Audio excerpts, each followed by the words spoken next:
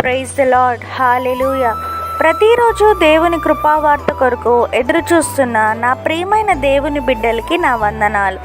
ఈ దినము పరిశుద్ధాత్మ దేవుడు జీవ గ్రంథంలో నుండి మన కొరకు ఇచ్చిన వాగ్దానం దినవృత్తాంతాలు 1 గ్రంథము 4వ అధ్యాయం 10వ వచనం.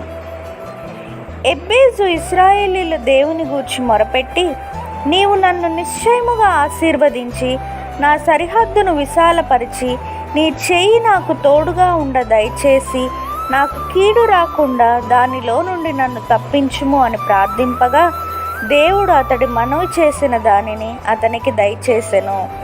ఆమేన్. Verse of the day, 1 Chronicles chapter 4 verse 10. Jabez called upon the Lord of Israel, saying, "Oh, that you would bless me and enlarge my border, and that your hand might be with me, and that you would keep me from harm, so that it might not bring me pain." And God granted what he asked. Amen. సమస్త జ్ఞానమునకు మించిన దేవుని సమాధానం యేసుక్రీస్తు వలన మీ హృదయములకును తలంపులకును కావలి ఉండునుగాక. Amen. Delight yourself in the Lord, and he will give you the desires of your heart. Amen.